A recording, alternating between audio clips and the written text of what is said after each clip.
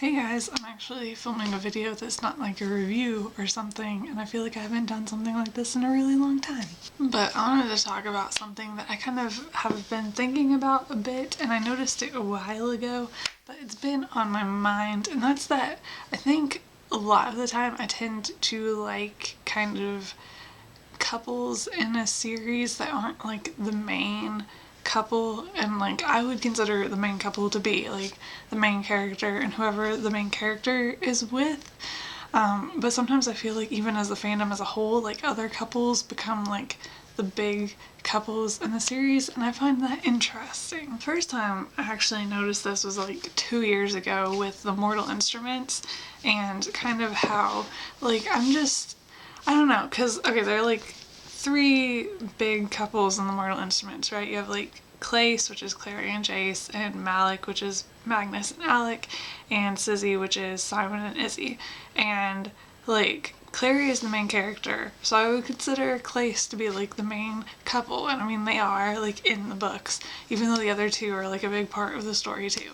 But I've just always, for some reason, been a lot more naturally drawn to both Malik and Sizzy, like within the story over Clace. And it's strange to me because like I would read the books and there'd be like some cute scene between Clary and Jace, and as I'm reading it I'm like, this is really adorable, like this is probably going to stick with me because it's just like an adorable scene kind of thing. Like, but then after reading the books, the Malik and Sizzy stuff sticks with me far more than the Clay stuff. I typically forget about the Clay stuff and don't remember it.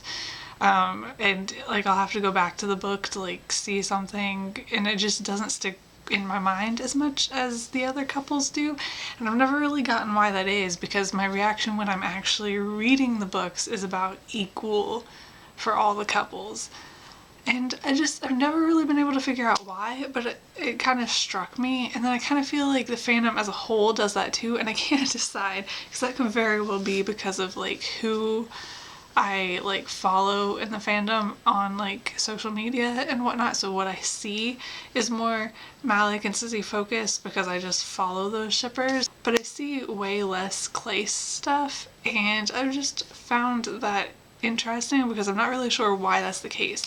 You would think they would be the most popular because Clary's the main character, like that would make sense to me. And then I started thinking about it in comparison to like other fandoms, and I realized Harry Potter, like Ron and Hermione to me strikes me as like the big Harry Potter couple, like out of the canon couples. Like we're not thinking about fanon right now because obviously that's like a whole other thing, but as for couples that like actually happen in the book, I feel like Ron and Hermione is like the most shipped, and Harry and Ginny would be what I would consider the main couple in the sense that Harry's the main character, but like hardly anyone ships Harry and Ginny, and like I've always known that. But well, I don't want to say hardly anyone because I don't want to make like Harry and Ginny shippers mad, but like in comparison to other ships, Harry and Ginny I feel like has a really small, like really dedicated fan base, because I feel like the majority of other couples, especially other canon couples, have larger fan bases, like really, really hardcore fan bases, if that makes sense. And like I've always shipped Ron and Hermione. I ship Harry and Ginny in the sense that I don't really ship them with other people, so it's like sure they can be together and I like both of them, so them together is cool, but I don't really ship them. Like I ship Ron and Hermione, I love them together, I want them together and everything like that. And so I started like, that was the first time I'd ever thought about that in those terms once I started thinking about the Mortal Instruments that way too. So I found that interesting as well. And I don't know, that could very well come from like the sort of ambivalence a lot of people have with Ginny's character, I think. But it's also important for me to point out that like I know lots of fandoms where this isn't the case. Like Hunger Games is a big one that comes to mind. I personally ship Katniss and Peeta. They're my favorite couple in the Hunger Games. I don't really know what I would, like I guess they're the biggest ship in the fandom, but I feel like the Hunger Games fandom isn't as like I don't remember the Hunger Games fandom having ship wars the same way I remember ship wars for like Harry Potter.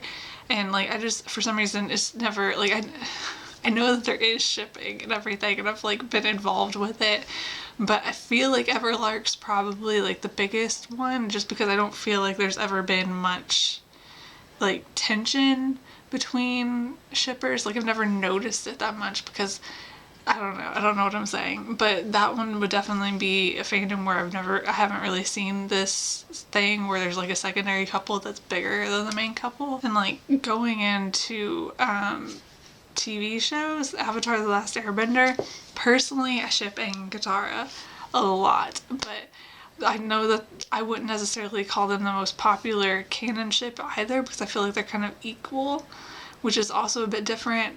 So like it's not a cut and dry, like I've noticed that secondary ships are always more popular, but I have noticed that it's sometimes the case. So I started kind of wondering like why that could be, because to me personally it feels like the main couple should logically be the most popular the majority of the time. That doesn't mean that I think that they should be everyone's favorite, but just like the majority of people reading the book or watching the TV show or whatever would ship them. To me that makes sense, because if they're like the big focus of the story, like that's just what I expect naturally to happen, and it doesn't always. And I know that this is just like complete speculation about something that's kind of ambivalent anyway. Like I said, there's no cut and dry, like I know for a fact that main couples are typically shipless or whatever, and I don't think that they always are. I think it's just sometimes. But I started thinking about like tropes and things, and I started wondering if that has something to do with it, and the fact that like in my personal experience the main couple in something follows like the usual tropes a lot more closely than most of the secondary couples, because like you have the main character and the main romantic interest, and I have reached the point where I have read and watched enough things, and I feel like the vast majority of people are the same way, where you've just had so much experience with like tropes and you've experienced so many stories over the course of your life that when I'm reading a book now, as soon as the romantic interest, like the main romantic interest shows up, I know that that is who the main character is going to end up with. There's like not a doubt in my mind. There's no speculation about it. It's just like, yes, I can pinpoint like all of the things that hint that this is who they will end up with. It's not like a mystery. How exactly they'll get to that point is still a mystery, but I know how it's going to happen. And I think that's so much more true for the main couple over any other couples in the series, because I feel like the author almost feels like they have more freedom with those couples because they're not the focus, but like the main couple, they have to hit all of these certain plot points in their relationship, and there's like creativity to it too, and I think that's what the really good ones that like everyone loves do. Like they have tropes there too, but they're better executed. I don't want to say that they're terribly executed when the main couple is less popular, but I do think they're like the tropes are followed more closely, like to a T sometimes, in like a way that is even maybe bordering too familiar, like you've seen it too many times, and so that makes the main couple less popular because it's just too, I don't know if I want to say overdone, because I can't really call it overdone when tropes are tropes for a reason and we use them in storytelling for a reason, and like I said, they can be well used. So it's not that they're overdone in the fact that they were used when they shouldn't have been used, because it's that the way they're executed wasn't creative enough. And I feel now like I'm almost directly insulting like Clace and Harry and Ginny because I used those examples earlier, but like I don't have problems with either of those couples. I like both of those couples. I don't like really ardently ship them, but I also don't ship any of those characters with other people, and I'm like fine with them getting together, and I enjoy their relationships like in the series themselves, but I'm not like reading fan fiction or things like that like I am for other couples in both of those series. So to me that feels almost like what it is.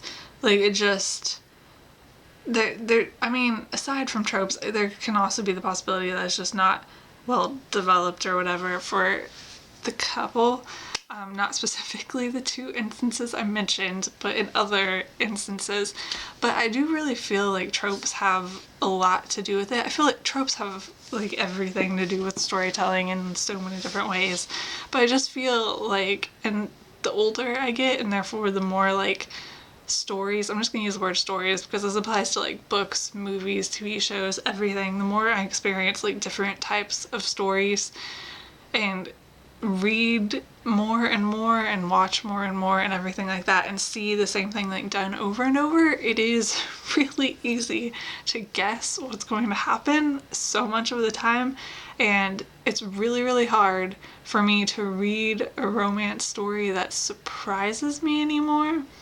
I may not from the very beginning know every single thing that's going to happen in detail, but I have a pretty good idea.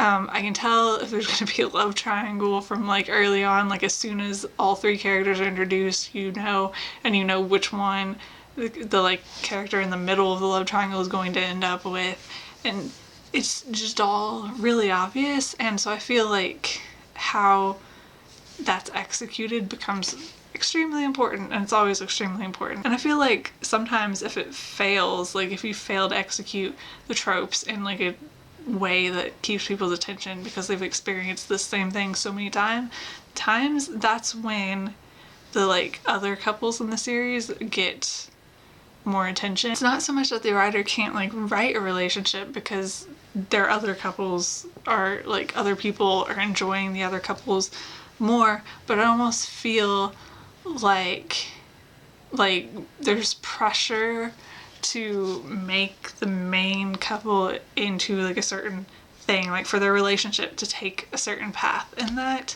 gets old sometimes. I don't even know where I'm going with this anymore. I feel like I'm talking in circles, and it's been a really long time since I filmed something like this, and so that's making me feel like even stranger, and I'm just rambling everywhere, so I'm going to stop talking. I feel like I blurted out a lot of thoughts that still aren't like concrete and are just me kind of like thinking about things. But yeah, if you have any thoughts about anything I said, you can definitely let me know in the comments because I'd be interested in hearing anything you have to say on this topic. But I will see you guys later. Bye.